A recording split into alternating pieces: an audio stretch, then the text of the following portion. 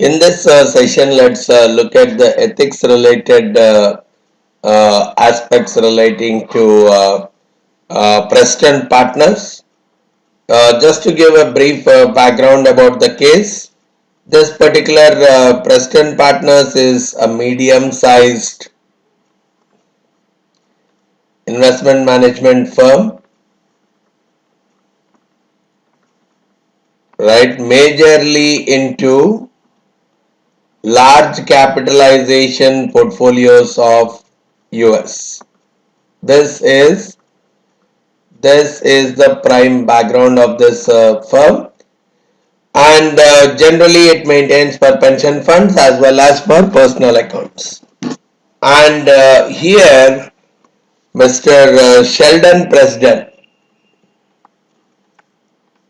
he was the senior partner in the same, and there is a portfolio manager in this particular case, Mr. Smithson.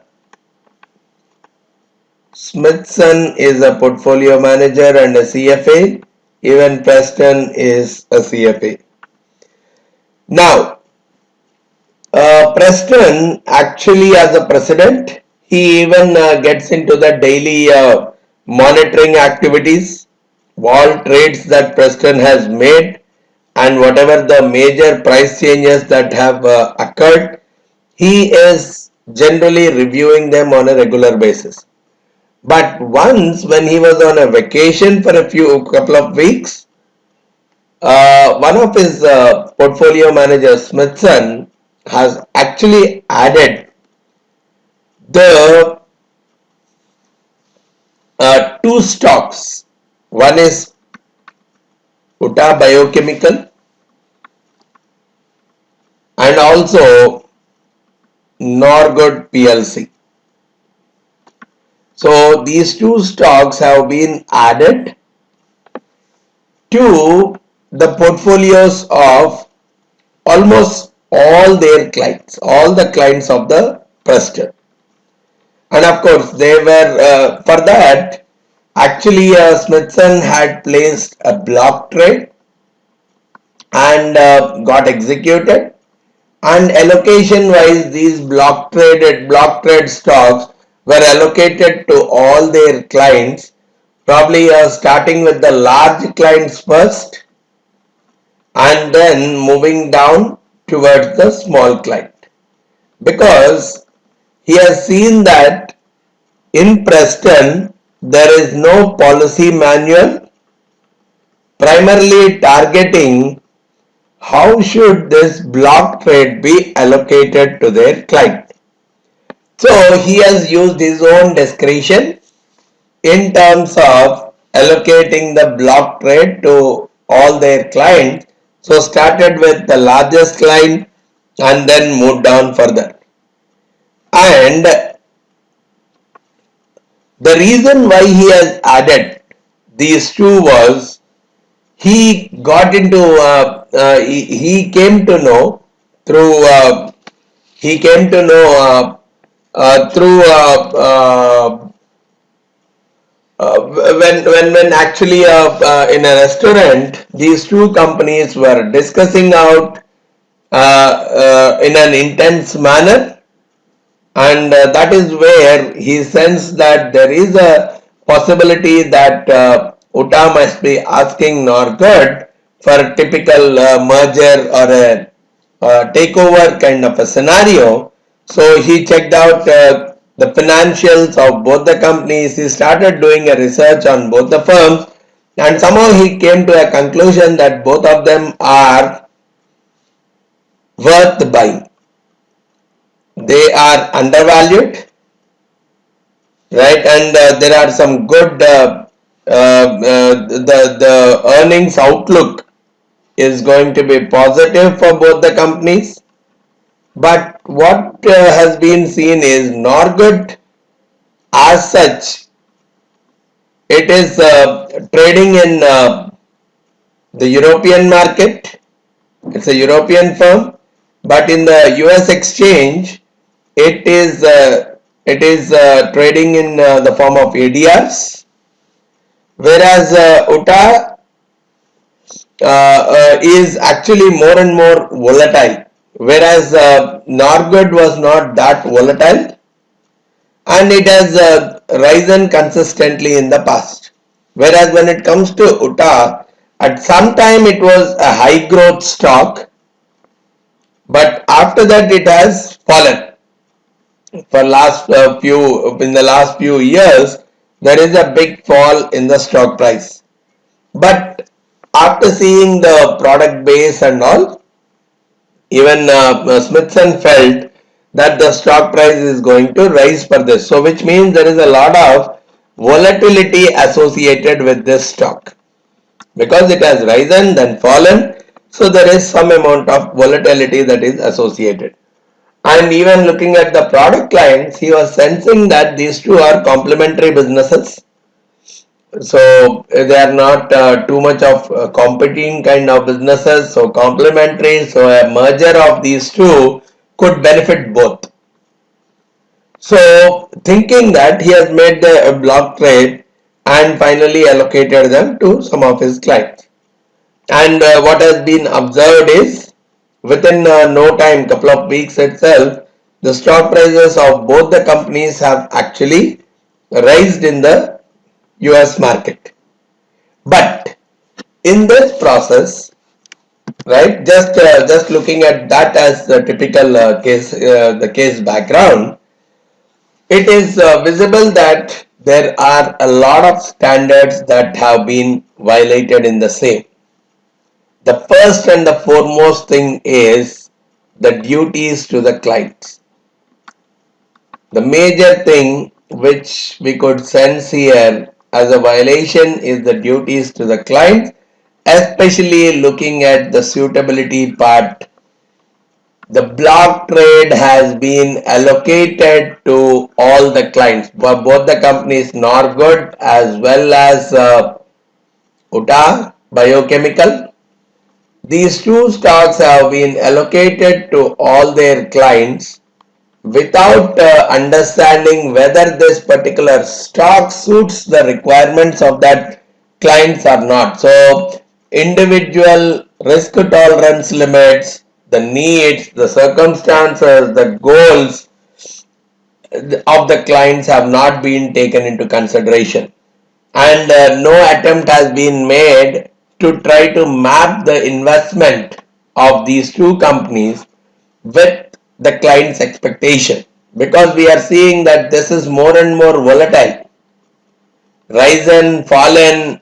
So some of the clients may not be interested in having this particular stock as a part of their portfolio at all, right? But he has allocated it to all his clients without examining the needs and the requirements of the client. So we have to really see whether there was any kind of written investment policy statement. A clear-cut written investment policy statement along with the objectives and the stocks to take up, all these things, if they are there as a part of the written investment policy statement, then probably this kind of violation could have been prevented, because for participants for whom the investments are not suitable, for less volatile or less risk taking kind of investor, probably Utah may not look like a better choice at all. So the company has to rewind or go back, it has to look at each and every written investment policy statement, and for whosoever this particular set of stocks are not a suitability, they have to sell that portfolios, and if at all any loss arise in that process, probably the Preston itself should reimburse the clients for that, because they have invested in the wrong position for some of the clients without understanding their needs. So that's a major violation that I could see. And along with that, even from a client's perspective, there is a problem which I could sense, which is more to do with the fair dealing itself. The large clients were given the higher priority, the block trade, whatever you had, the large clients were given high priority and the small clients were at a disadvantage. Right, the large clients are having a more advantage over the small clients. So this also has to be sorted out properly by having a proper policy manual detailing out what needs to be done in terms of block trade, how the allocation of the same has to happen in such a way that all clients are treated in a fair manner with a timely execution and accuracy. So that is one more area where Preston should have improved. And from the employer's standpoint, especially when we talk about the responsibility of the supervisors, here what we have seen is Preston himself, he did not, he was assuming that Smithson knew about the laws, policies, rules, regulations and all that. But he should have provided, though he was distributing the manual, he did not ensure that everyone is constantly upgraded on the same. Proper training is provided to the same. He is assuming that everyone has read the manual and everyone knows about the policies and processes that are provided as a part of the manual. But a kind of a quick training program ensuring that every employee has actually read it, every employee knows everything about it, that kind of mechanism has to be implemented by the supervisors. So he should, from a Preston standpoint, I really feel that there should be proper procedures and conveying that proper procedure. So supervisory, in a supervisory role, Preston has violated in terms of explaining to all their employees the set of rules, regulations, and policies, as he has to make sure that everyone understands them to the fullest. Or if possible, a compliance officer kind of a person also needs to be recruited, or anyone can be designated as a compliance officer whose objective is to make sure that every employee or every portfolio manager or people at all layers in the organization understand the various security related rules, laws, regulations and all and act accordingly. So that's how we see, though all these things appear quite simple in terms of the way they are handled, they are going as violations to the CFA Institute Code of Ethics. So they have to, everyone has to make sure that the understanding of these things happen to the fullest, so that these small things cannot be ignored because they will go as violations to the code of conduct. All right. If you have any further queries regarding the same, you can get back to me by giving me a call on the number that I have given below, or send in an email at vamsidhar@pacegurus.com. Thanks a lot for listening to this session. Thank you very much.